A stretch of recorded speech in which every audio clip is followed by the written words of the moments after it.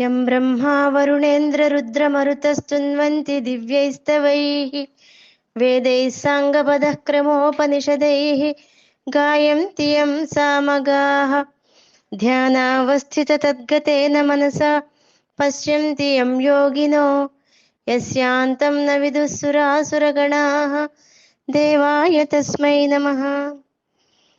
తస్మాత్ సర్వేషు కాలేషు మామనుస్మరయుధ్య చ మయ్యర్పితమనో బుద్ధిః మామే వైశ్యస్య సంశయః.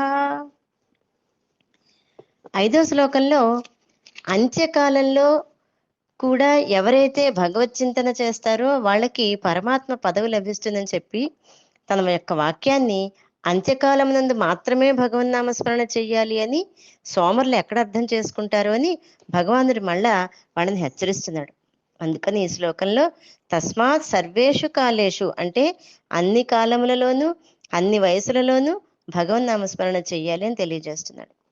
ప్రకాశం అంటే వెలుగు లేకపోతే వెంటనే చీకటి ఎలా ఆవరిస్తుందో అలాగే భగవత్ చింతన లేకపోతే మాయ తక్షణమే వచ్చి అందులో దూరిపోతుంది. కనుక కొన్ని మహత్కార్యాలకి అఖండ జ్యోతిని వెలిగించినట్లుగా హృదయంలో దైవస్మరణ అనే జ్యోతి నిత్యం వెలుగుతూ ఉండాలి. పరమాత్మని నిరంతరము మాటిమాటికి స్మరణ చేస్తూనే ఉండాలి. స్మరణ మనన నిధి ధ్యాసలను విడవకుండా ఆచరించాలి. ముందుగా ట్రైన్కో బస్కో టికెట్ రిజర్వ్ చేయించుకుందాం. ట్రైన్ కానీ బస్సు కానీ ఎప్పుడు వచ్చినా సీటు దొరుకుతుంది లేదు అనేటువంటి దిగులు ఉంటుంది. రిజర్వేషన్ చేయించుకోకపోతే రిజర్వేషన్ చేయించుకుని ఉంటే ఖచ్చితంగా సీటు ఉంటుంది. అది లేకపోతే సీటు దొరుకుతుందో లేదో అనేటువంటి దిగులు ఉంటుంది. అలాగే జీవితం అంతా భగవచ్చింతన చేస్తూ ఉంటే మృత్యువు ఎప్పుడు వచ్చినా దిగులు బాధ ఉండదు. అయితే కొంతమందికి ఒక అనుమానం ఉంటుంది. అదేంటంటే నిరంతరము దైవచింతనే చేస్తూ ఉండినట్లయితే మా దినచర్యలు ఎలా కొనసాగుతాయి, కుటుంబాలు ఎలా పోషించుకోవాలి అనే దానికి సమాధానం భగవానుడు ఈ శ్లోకంలో తెలియజేస్తున్నాడు. అదేంటంటే నన్ను స్మరిస్తూ యుద్ధం కూడా చేయి.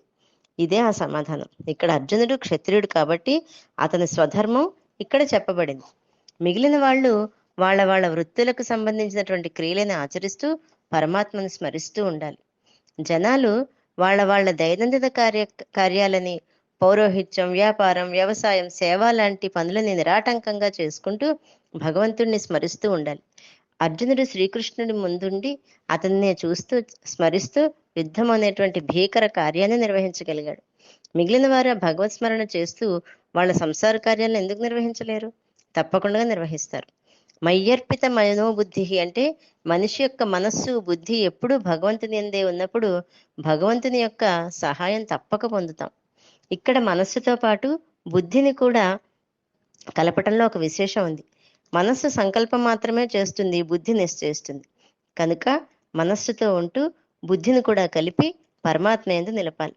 ఈ విధంగా జీవుడు తాను చేయవలసింది చేసినట్లయితే ఈశ్వరుడు తాను ఇవ్వవలసింది ఖచ్చితంగా ఇస్తాడు. కనుక శ్రీకృష్ణ పరమాత్మకి తన యొక్క భక్తుల మీద ఉండేటువంటి అవ్యాజమైన ప్రేమ ఇక్కడ అర్థమవుతుంది. కేవలం అంత్యకాలంలోనే స్మరించాలి అనే ఆలోచన ఉన్నట్లయితే సోమరులుగా మారిపోతారు అనేటువంటి విషయాన్ని తలుచుకుని మళ్ళీ ఈ శ్లోకంలో ఎప్పుడు స్మరించాలో అనేటువంటి విషయాన్ని తెలియజేస్తున్నాడు. జై గురుదత్.